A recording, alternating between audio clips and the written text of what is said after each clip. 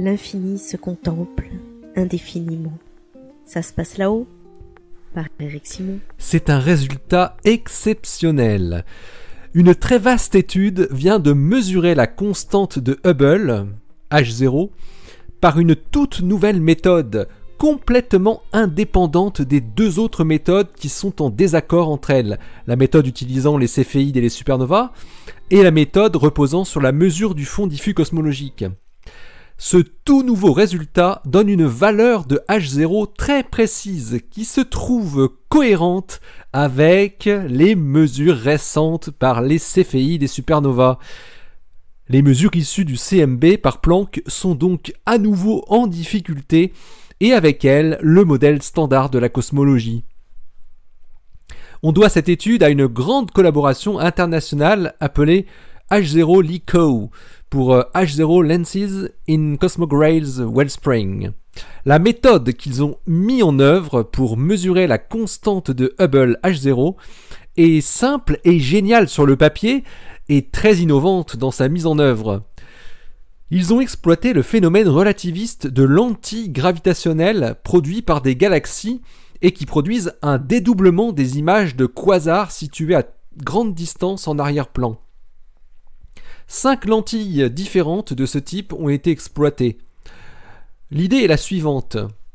Comme les puits gravitationnels, les 5 galaxies massives étudiées, ne sont pas parfaitement symétriques et que les quasars d'arrière-plan ne sont pas parfaitement alignés non plus dans notre ligne de visée, les images multiples qui apparaissent tout autour des galaxies massives montrent bien le même objet astrophysique démultiplié, mais avec un décalage temporel, étant donné que le chemin parcouru par la lumière pour chaque image fantôme n'est pas tout à fait le même.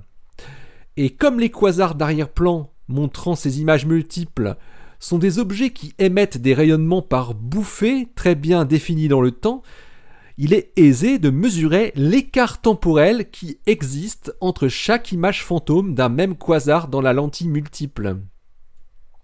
Or, cet écart temporel dépend directement de la valeur de la constante de Hubble. L'équipe de H0 LICO détaille tous ces résultats dans pas moins de 6 articles publiés ou à paraître très bientôt dans les Monthly Notices of the Royal Astronomical Society. Ils ont utilisé une quantité impressionnante de télescopes du monde entier pour mener à bien leurs recherches.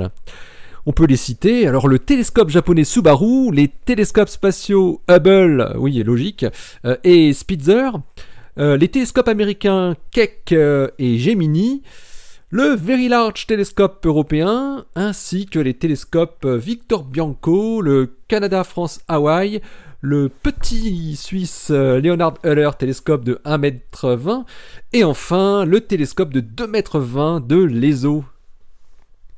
L'équipe menée par Sherry Soyou du Max Planck Institute for Astrophysics parvient, grâce à cette très belle réussite observationnelle, à fournir une valeur pour H0 qui est de 71,9, plus ou moins 2,7 km par seconde par mégaparsec, avec donc une précision de 3,8%. Vous vous souvenez sans doute que l'année dernière, H0 avait été réévalué avec une précision accrue à l'aide de mesures de distance de céphéides et de supernovas par l'équipe de Adam Riess, et nous en avions parlé ici sur Ça se passe là-haut. Et donc il trouvait 73,24, plus ou moins 1,74 km par seconde par mégaparsec, en contradiction, en tension, comme disent les chercheurs, avec la valeur déduite en 2015 des mesures du fond diffus cosmologique par le satellite Planck, qui, elle, donnait 66,93, plus ou moins 0,62 km par seconde par mégaparsec. L'élément crucial de cette nouvelle mesure est qu'elle est totalement indépendante des deux autres méthodes. Son résultat permet ainsi de départager les deux précédentes en tension. Et ce sont les mesures des céphéides et supernovas qui se retrouvent confortées par cette nouvelle évaluation, les valeurs étant cohérentes dans leurs barres d'erreur respectives. Le problème est que tout le modèle cosmologique standard repose sur les données qui sont déduites des mesures du fond diffus cosmologique avec une H0 inférieure de 7% à celle mesurée dans l'univers local. Donc, c'est donc comme si la vitesse d'expansion de l'univers actuel est trop grande par rapport à ce qu'elle devrait être d'après le modèle standard lambda CDM. Cette différence est inexpliquée et pourrait très bien être un signe de l'existence de nouvelles physiques, selon les spécialistes. La méthode exploitant la mesure du délai temporel de sources lointaines dont la lumière parcourt des distances différentes pour estimer H0 était dans les cartons des astrophysiciens depuis près de 50 ans, mais elle n'avait jamais pu être mise en œuvre.